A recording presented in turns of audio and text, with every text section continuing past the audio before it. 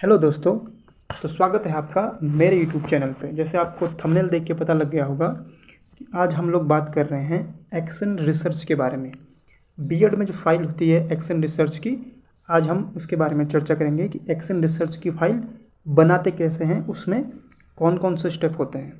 तो सबसे पहले तो हमें ये जानना है कि एक्शन रिसर्च होता क्या है और उसमें हमें फाइल कैसे बनानी होती है।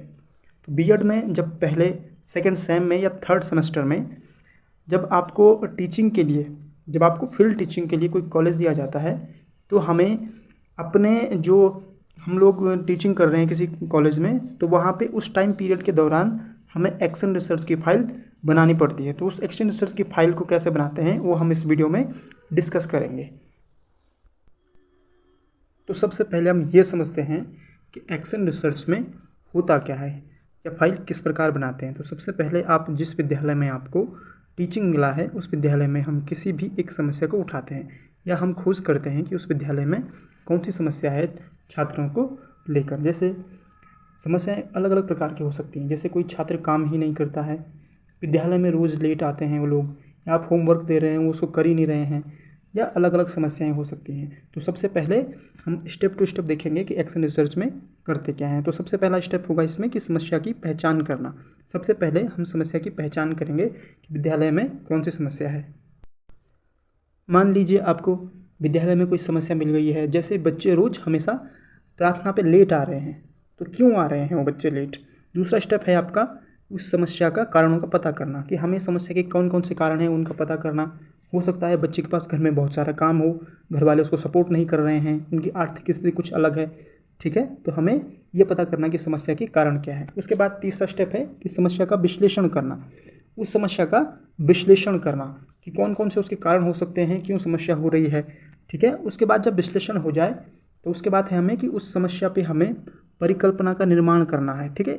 और परिकल्पनाओं का हम दो परिकल्पनाओं का हम निर्माण करेंगे, कि परिकल्पना का निर्माण करेंगे और उसके बाद हम उन परिकल्पनाओं का क्रियान्वयन करेंगे या लागू करेंगे उन पर, ठीक है। कि जो बच्चे समस्या आ रही है बच्चे को, तो उस परिकल्पना को लागू करके उन बच्चों में क्या सुधार होता है और सुधार होना चाहिए। जिस समय तक आपका समय है उस विद्यालय में, उस समय तक आपको दो परिकल्पनाएं लागू करनी है और उसमें जो आपका निष्कर्ष निकलता है लास्ट में, उसको निष्कर्ष में लिखना है।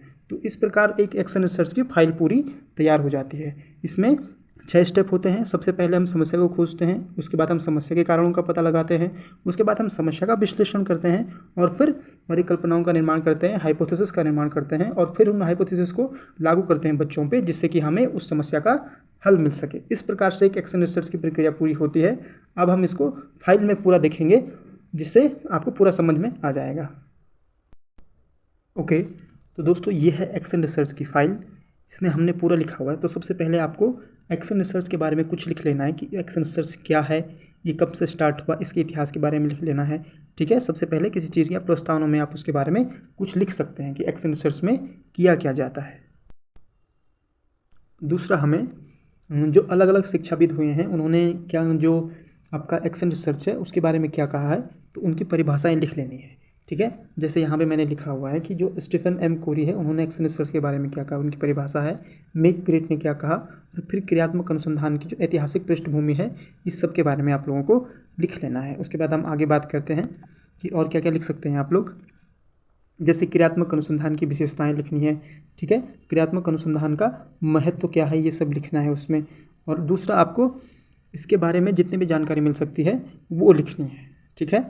अब बात करते हैं हम लोग आगे कि क्रियात्मक अनुसंधान के ये जो क्षेत्र होंगे ये सब लिखना है। और उसका ये सबसे इम्पॉर्टेंट पार्ट है यहाँ पे कि क्रियात्मक जो अनुसंधान है उसकी प्रक्रिया, ठीक है, स्टेप में कौन कौन से हैं। तो सबसे पहले हम समस्या की पहचान करते हैं, फिर समस्या का परिभाषीकरण करते हैं, फिर समस्या के कारणों का विश्लेषण करते हैं और फिर परिकल्पनाओं का निर्माण करते हैं और उनका अंतिम निर्णय है कि उनका क्रियान्वयन करते हैं, ठीक है।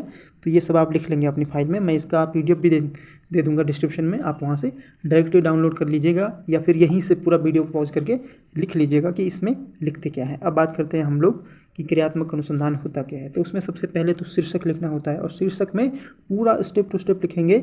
जैसे मैंने लिखा हुआ है कि राजकीय इंटर कॉलेज में इतनी क्लास के जो बच्चे हैं उनको भौतिक विज्ञान के आंकिक प्रश्नों यानी कि जो न्यूमेरिकल क्वेश्चंस हैं उनको बच्चे नहीं कर पा रहे हैं, तो क्या है, एक समस्या हो गई।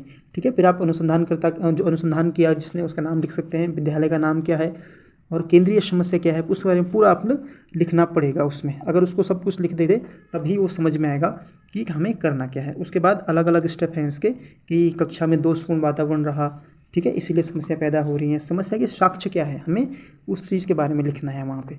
दूसरा कि समस्या के कारणों का विश्लेषण करना। अब देखिए समस्या के कारणों का विश्लेषण कैसे करते हैं, छात्रों द्वारा, जो पहला स्टेप लिखा हुआ हमने कि छात्रों द्वारा भौतिक विज्ञान में आंकिक प्रश्नों को समझने की कोशिश न करना। तो ये इसके साक्ष्य कैसे देंगे, इसके साक्ष्य देंगे कि हमारे स्वानुभव से पता लग रहा है ये कुछ, ठीक है। दूसरा है कि आंकिक प्रश्नों का अभ्यास नहीं करते, ठीक है, बच्चे केवल थ्योरेटिकल पोर्शन पे ध्यान दे रहे हैं, आंकिक प्रश्नों को नहीं पढ़ पाते हैं या नहीं पढ़ने की कोशिश ही नहीं करते, ठीक है, और छात्रों द्वारा जो सूत्र होते हैं उनको याद नहीं करते, तो ये समस्याएं आएंगी ही, ठीक है। दूसरा है कि हमने जो परिकल्पनाएं बनाई हैं उसका क्रियान्वयन करेंगे। तो उसमें ये है कि जो हम क्रियाएं करनी है हमने, जैसे हमने कोई हाइपोथेसिस बना ली है, अब हम उसका लागू कर रहे हैं बच्चों पे, तो हम उसमें क्या क्या करेंगे वो सब हमने इसमें लिखा है कि अध्यापक द्वारा भौतिक विज्ञान के विषय में आंकिक प्रश्नों को हल कराने में मदद लेना, ठीक है। हम उनको अलग अलग से पिक कराएंगे हमेशा, तो जिससे कि उनको सवाल करने की आदत पड़ जाए। तो ये पूरा एक्शन रिसर्च मैंने PDF के रूप में यहाँ दिया है, आप इसको देख सकते हैं और फिर आपको समझ में आ जाएगा कि इसको किस प्रकार करते हैं, ठीक है। आप इसको देख लीजिएगा, ये पूरा PDF का हुआ